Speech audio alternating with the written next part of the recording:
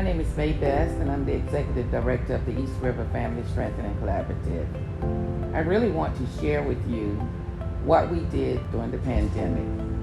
We had to figure out a way to keep our families and seniors safe, how to keep our staff safe, and yet provide programming to the residents of Ward 7 in a safe and nurturing environment. In order to begin, I'll start with our fiscal year, which starts in October. So we began the way we normally do. All of our grants and contracts were in place. They were signed, and that included signing the contracts that featured the core services that we work with: prevention of families and children from entering the child welfare system, helping seniors, helping with truancy reduction, helping with families who are homeless. So we were okay. All of those grants were signed.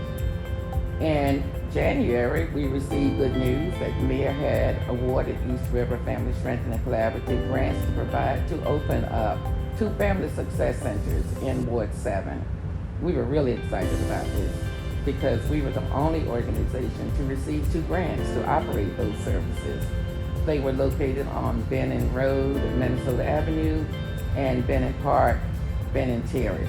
So I want to elaborate on that because you'll hear about that later on. In February of the same year, some more good news. We developed and operated a fundraiser that was very successful. Our former board chair, Justina Wilkins-Jordan, was the leader of that.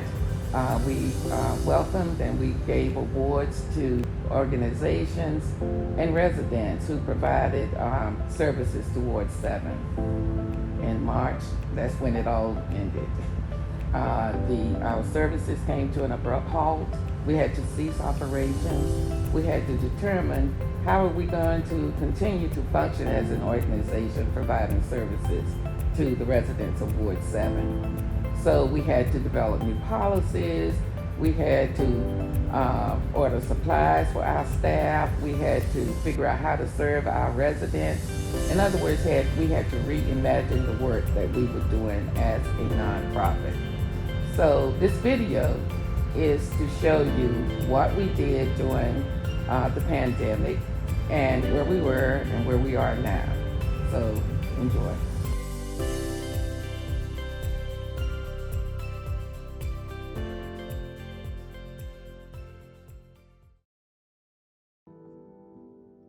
I was chair of the reopening planning committee for the agency, so I was tasked with coordinating our return to work policy. Our primary objective was to keep our employees safe and to make sure that they were healthy in the midst of this COVID-19 pandemic. So there were several steps that we had to take to develop policies and protocols needed to ensure our safety. We formed a pandemic response team, and with this team, we were able to complete a risk assessment of each of our facilities and programs based on guidance that we had received from OSHA and the District of Columbia. We surveyed our staff so we could obtain their views and suggestions as the plan was being developed. Our plan, consisting of 4 phases, took into consideration developing protocols around the use of PPE supplies, social distancing, our technology, teleworking, modification of our offices, signage, cleaning, contract tracing, and training. We had to determine the number of staff that we could have in each of our facilities during each phase, and most importantly, what would happen, what kind of protocols we would put in place in case someone contracted the virus. We instituted a teleworking policy that coincided with many of our programs to ensure, number 1, that our program performance continued to meet the expectations of our participants and our funders. We maintained consistent and open communication throughout the agency, keeping our employees updated. We wanted to make sure that we would allay any concerns they had and modify their schedules when appropriate. As we transitioned from one phase to another, we also had to assess our actions and make changes when necessary. This is an ever-evolving process, and we are still adjusting the number of staff that can work in our facilities. We had to move fast. We had to get our building COVID compliant, and we had to do this in a short amount of time. We purchased personal protection equipment, plexiglass. We also had to reroute telephone calls to our receptionist who was working from home.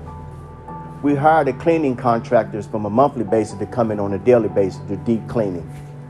Home office for staff, yes, we had to do that as well. We purchased desks, printers, chairs, anything to get our staff up to par. These are just some of the things we had to do to transition during this time. This coronavirus pandemic has revealed what those of us in Ward 7 and 8 have always known. There are a large number of seniors, families, and children living with hunger. Since March 16th, East River Family Strengthening Collaborative has been working tirelessly feeding hundreds of seniors who are in need of food.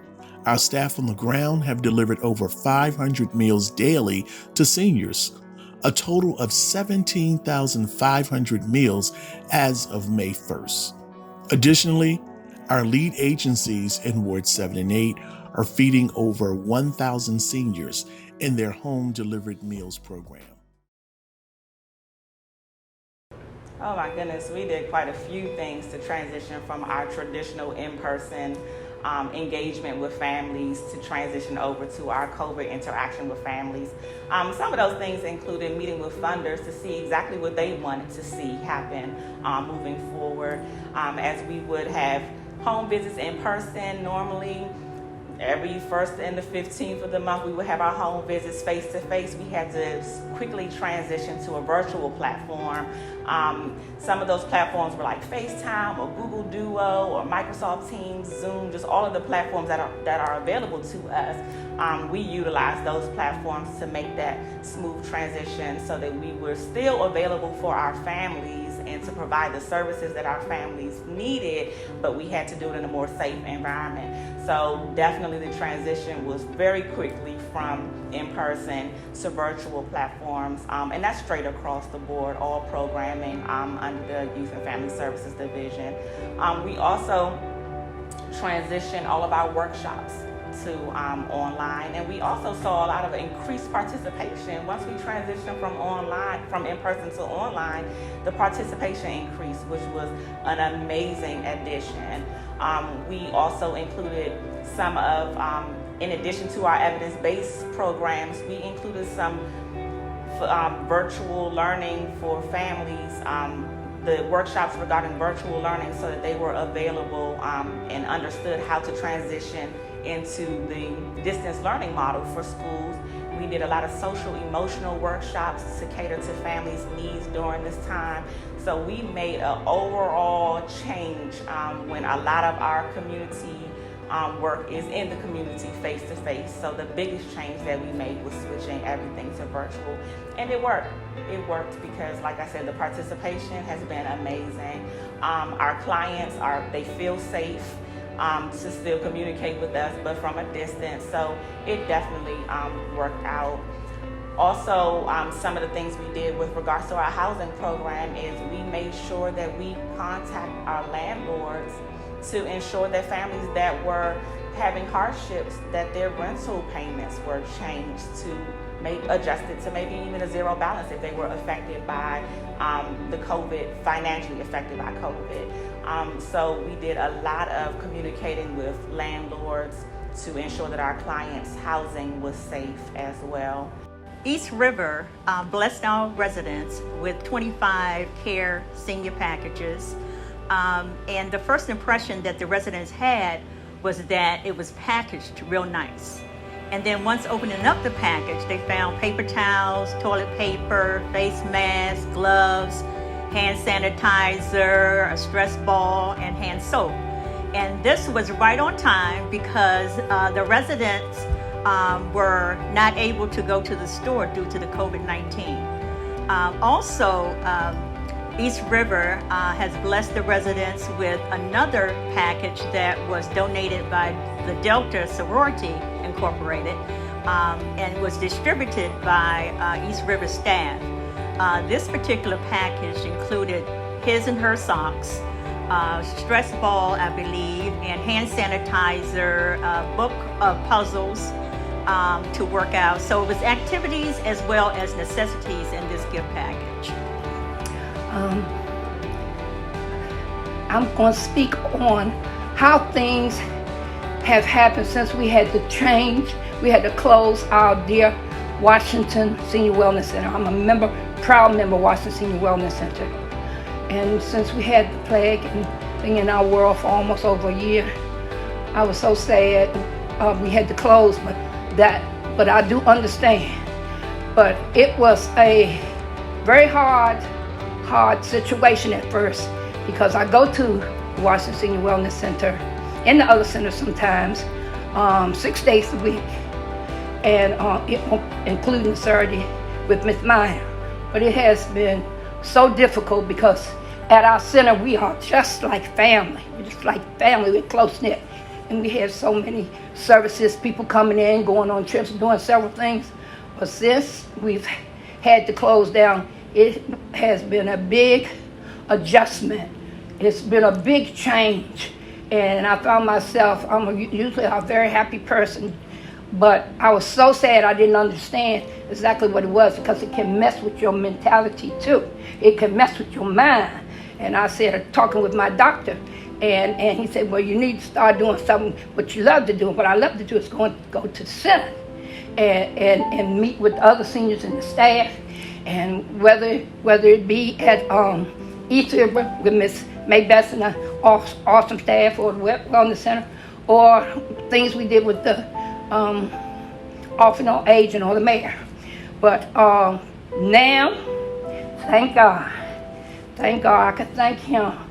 It has been such a joy, and we have, talking to other seniors too, have been able to make it so much with the help of East River and East River with and different organizations, because we'll be able to get the meals. I do miss the nice, warm, nutritious meals, but now we get them delivered, and they are still nutritious, and one day we'll be able to go back when we can go back safely. The Families First DC initiative is based on a national model which allows organizations such as East River Family Strengthening Collaborative to set up what are called Family Success Centers in targeted neighborhoods. Those grants were issued to 9 organizations in December of 2019. East River Family Strengthening Collaborative was the only organization to receive 2 grants. So now we operate Family Success Centers in the Benning Park, Benning Terrace neighborhood and the Minnesota Avenue, Benning Road neighborhood. So we officially began programming in February 2020, and we wanted to ensure that everything was in place, including the staff, the Community Advisory Council, which is comprised of key stakeholders in these targeted neighborhoods. And guess what? 1 month later, here comes COVID. What that forced us to do as an organization was to get very creative in terms of pivoting to making sure that we were still able to meet the needs of the residents, but this time we did it in a more virtual setting. And so in order for us to put the needs of the community at the heart, we conducted needs assessment surveys. And so those residents told us what those needs were that they wanted to see. So some of the needs that came out was mental health was huge. They wanted parenting and supportive services. Fitness and wellness came up huge. People wanted to get alternative employment options so that they could be entrepreneurs and have jobs. And a lot of these also centered around making sure that parents were able to work with their kids in a playful environment. So we are fortunate to have signed MOUs with many stakeholders such as DC Housing Authority, Park 7 Community Apartments, Ward Memorial Church, and a number of other people, because this is a community-involved initiative. We also have partnerships with DC Public Libraries and DC Public Schools. Our implementation year began on October 1st, 2020, and we were very successful in launching these open houses where residents from each of those targeted neighborhoods came in, met our partners, met our vendors, met our staff, and got a little bit more information as to what they can expect at these family success centers. And we continue to have monthly networking meeting with key stakeholders, such as our Community Advisory Council or CFSA grant monitors. And right now we offer a variety of programs at the Family Success Centers, which includes fitness and wellness, personal development, art, social emotional learning, and definitely parent supportive services for our residents. To date, we have touched over 300 families combined with both Family Success Centers, and we continue to strive to look for creative ways to continue to make sure that our families truly understand that success is within their reach.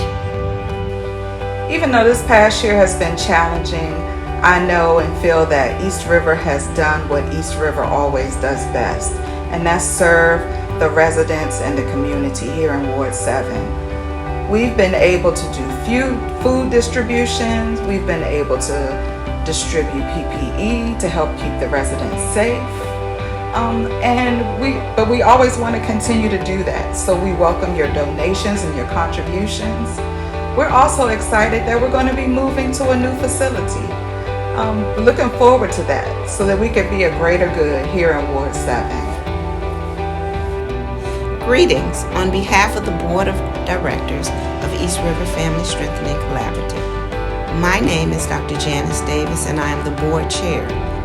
First, I want to thank everyone watching for making East River Family Strengthening Collaborative a beacon in the community.